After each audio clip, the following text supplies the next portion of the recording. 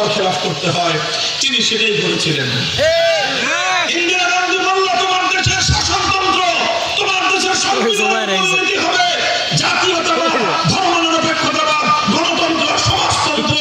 এইভাবে কুফরি মূলনীতির ভিত্তিতে শেখ মুজিবুর রহমান সাহেব বাংলাদেশে এমন এক সংবিধান করলেন, যেই সংবিধানের সঙ্গে, যেই সংবিধানের মাধ্যমে 1970 সালে জাতির সঙ্গে তিনি যে অঙ্গীকার করেছিলেন, যে ওয়াদা করেছিলেন কোরআন সুন্নাহ বিরোধী কোনো আইন করবেন না, তিনি তার সেই অঙ্গীকারের সঙ্গে গাদ্দারি করেছিলেন। এরপর থেকে 72 সাল থেকে আজ পর্যন্ত সেই গাদ্দারির সংবিধান মুসলমানদের দেশে চলতেছে। আজও মুসলমানদের বাংলাদেশ 90% মুসলমান, কিন্তু আইন আল্লাহর চলে না। 90% মুসলমান শাসন কোরআনের চলে না। 90% মুসলমান আদালত আল্লাহর বিধান মতে চলে না। 90% মুসলমানের দেশ আল্লাহর বিধান এবং আল্লাহর আইনকে উচ্ছেদ করে মানুষ নিজেদের বানানো আইনের দ্বারা মুসলমানদেরকে শাসন করে। আর এই শাসনকেই বলা হয় কুফরি শাসন। মুসলমানদের জন্য দায়িত্ব আর কর্তব্য হলো এই কুফরি শাসনকে উৎখাত করে আল্লাহর জমিনে আল্লাহর কোরআনের শাসন ব্যবস্থা কায়েম করা।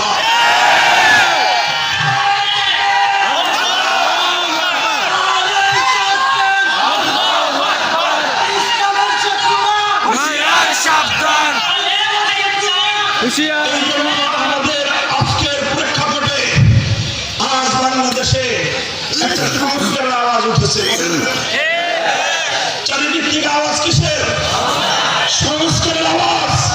এই সময় আমরা আমাদের ওলামায়ে কেরামের পক্ষ থেকে আমাদের বক্তব্য পরিষ্কার, আমাদের দাবি পরিষ্কার। আমরা বহুদিন ধৈর্য ধরে সহ্য করেছি। 5ই আগস্টের বিপ্লবের পর আমরা বিশ্বাস করি এখন বাংলাদেশে ইসলামী শাসন ছাড়া অন্য কোনো শাসন চলতে পারে না।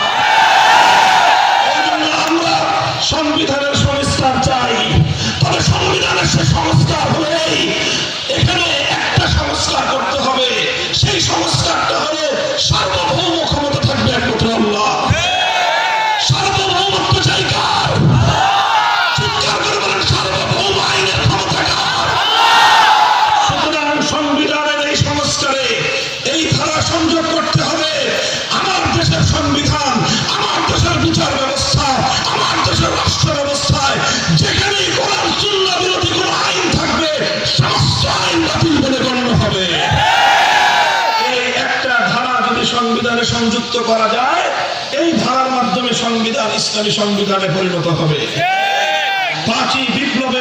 5ই আগস্টের বিপ্লব ছিল কেমন?